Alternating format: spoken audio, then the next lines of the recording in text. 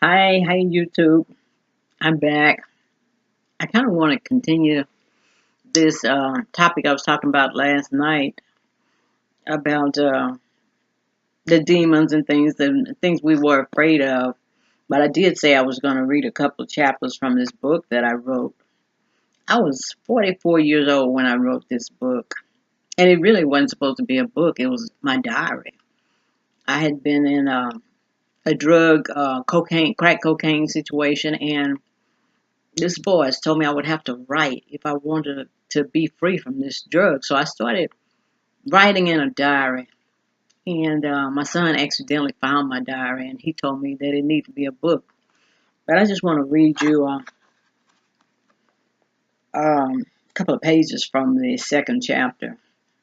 And the title is Lost. Have you ever been lost? Think about it for a moment. It's really scary when you realize you're lost. Now try and picture being lost and not having any maps or road markers to tell where you are. Picture meeting strangers on the way and you ask them for directions and they've never heard of the place where you're trying to go.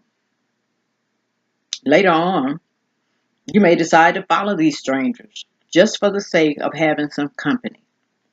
Rest assured, you're not going their way and they are not following you. These people may eventually become your close friends. And as time passes, you may even forget about your journey altogether and begin to look for another place, a place that's easier to find. This is what happened to me. After being here and doing mostly whatever I wanted to do for 44 years, I can truly say I am lost. The when, where, and how is what I don't know. But I do know where I made some wrong turns and ended up in some hard, dead end situations. As a single parent now, with two almost adult sons, I'm at a point in my life where there's nothing else to do, nor anyone else to follow. It feels as if I've locked myself in a jail cell that has no bars except the mental barriers that makes me feel safe from the night. I let myself out to work during the day, and in the evening, as the sun begins to set, I willfully find my place, trying only to shut out the night. The carpet is worn evenly from the steps that take me down the hall of this small old house that's on a dead end street in a drug infested neighborhood located only 1 mile from where I grew up. Though I'm not lost physically, the compass of my mind has no sense of direction. I'm in a well that is so deep, my echoes are the only voices that sound familiar. But I can't move from the place where I am until I know which way to go. I spend most of my nights writing the confessions of this lost soul I have become. I listen to Etta James while drinking white Zinfandel, relaxing and healing myself.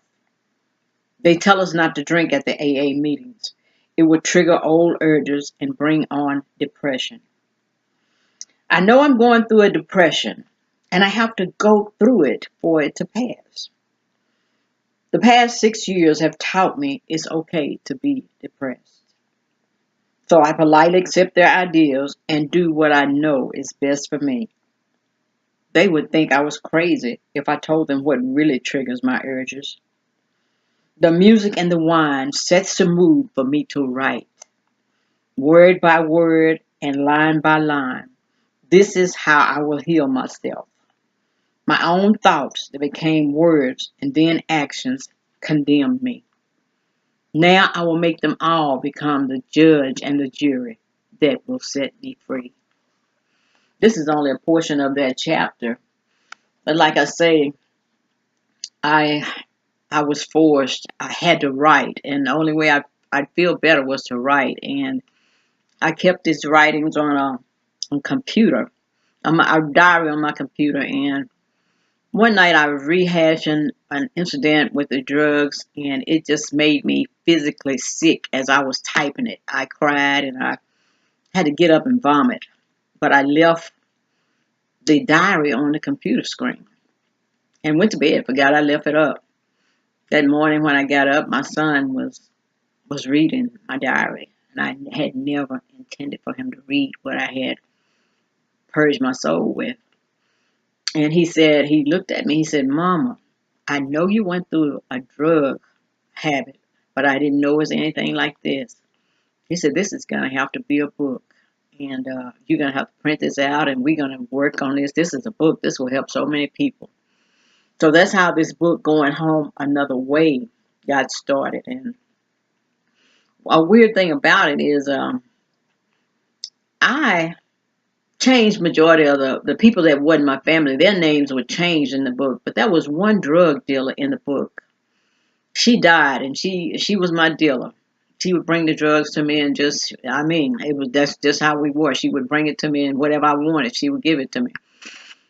And I didn't change her name, and never thinking that anybody would care about a book I wrote. I just didn't think about changing her name. So a friend of mine, her roommate, wanted to buy a book, so she bought the book. And the next day, I went back over there to pick up something, and the roommate's mother said, Mary, I read your book. It was really good. She said, but did you change the characters' names in the book? And I looked, I said, all the names was changed except for one, the girl named Misha. She said, everything that you said in that book is true because Misha is my niece. She got killed exactly the way you said it. And I just never knew anybody cared about her like you did. And I said, oh my God, I never in a million years would think that I would run into Misha's aunt and she would read the book and confirm that everything I said in that story was true. But you just never know how your words would touch somebody. There was a lot of people was telling me about how they were healed from reading this book and from what I went through. But the writing, the words are what healed me. So if you're inspired to write something or say something, and you may save somebody. Write something and you might heal somebody. You never know. But like I was saying last night, I believe in growth, and I said I was going to talk about this plant that I had. And when I was coming up, we had Sabbath school and we had to learn the lessons. And I noticed every quarter the lesson would be the same. They just changed the name of the lesson, but it was the same scripture. And I would say, why do they keep giving us the same lessons over and over? And the pastor said one time, you're going to have these lessons over and over until you learn, and then you'll go on to something else. So by me moving on to another method of God, of a way of manifesting God in my life, I guess I've learned the Bible. I don't think I know everything in the Bible, but I moved on from that stage. But back then, we got the same lessons over and over. Wasn't no growth. It was just the same thing. We learned everything about Job, Moses, Shadrach, Meshach, and Abednego. Everything that there was to know in the Bible, we learned it. But the path I'm on now, I'm learning. It's so much to know and to learn, and I'm just excited about learning this stuff. But I said I'll let to talk about this plant I had. It was an ivy that just would not grow. I move it, I repot it, I pinch it, I just do everything. And even when I pinched the leaves, it had about 5 leaves on it. And it wouldn't die. When I pinch it, no new leaves would grow out. And then the old leaves wouldn't die. I never seen anything like that. And I got tired of fooling with the plant, so I finally throwed it away. I said, let me put this plant in the trash because it's just not thriving like I think it should. So I got rid of the plant. But I said this to say that your life or my life can get stagnant real easy and there's no growth. And when we feel ourselves getting that way, maybe we need to rethink our position in life and the things that we find comfort in. Look at something different. Take somebody else's ideas and kind of put them on the drawing board and evaluate something, and maybe it will stimulate our growth. That's what I do. I'm trying to stimulate myself. But I was thinking last night about what I said about the demons and things. Back to what I said last night. Jesus was the one who had the power to cast out demons, because there were some people, some disciples after Jesus had left, they were going to cast out demons, and these demons started attacking them. And even Legion, when Jesus cast him out, cast the devils out of Legion, he had a bunch of demons in him. And when they were cast out, they said that Legion, he put on his clothes because he was in the graveyard naked. And like I said, that's a form of insanity when people are demon possessed. It is a form of mental illness. That's what I'm trying to say. But I was saying that to correct, not correct, but to finish the statement I said last night, because I ran out of time. And sometimes I forget that I can make another video when I feel rushed, because I can only do 15 minutes, and I'm coming up on 11 minutes right now.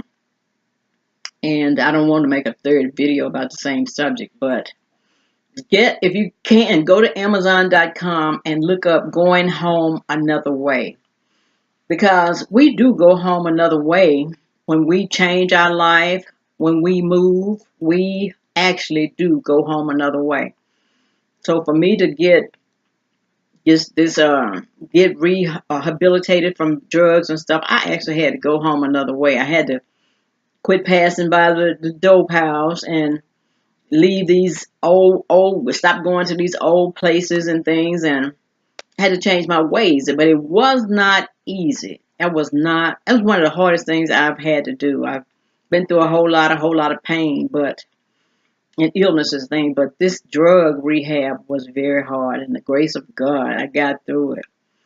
But you can go through it too. You can, and I know you can. If I did it, God is able to deliver anybody from anything if they are sincere. And like I said, it's been since 1990, I think 92, 93, when I stopped doing that, stopped smoking drugs and stuff. It was, but the thing about it, even after I was off drugs and didn't even have a desire for it, that stuff would come in my dreams. There were times I would have dreams, kind of like sexual dreams, but it was a dream about cocaine, and I would actually wake up getting ready to inhale the cocaine, and I'd wake up and I say, God, why am I having these dreams? And when in the day, in my waking hours, I don't even have a desire to do drugs. But that was what I had to go through to actually get off of drugs. It was not easy, but it can be done. And AA, I went there for a while, but they started teaching you that you are helpless over drugs and alcohol. And I used to say that, and then I got to thinking, and then you get up and say, I am an alcoholic and a drug addict. And I said, long as I proclaim this, this is what I'll be. So I told them when I went there, I said, I used to be a drug addict, but I'm not anymore. And they said, oh, you're in denial. You're in denial. You will always be a drug addict. So that philosophy didn't sit too well with me. So I stopped going. And I said, just me and God. God have to take me through this, because I was not going to proclaim that I was helpless over drugs and alcohol. And I'm not a drug addict. I'm not an alcoholic. So once I started proclaiming that and walking in that, I got delivered from that. But anyway, I'm coming up on the end of my time, but I'll be back. I can't say when, but I will be back. Bye, YouTube.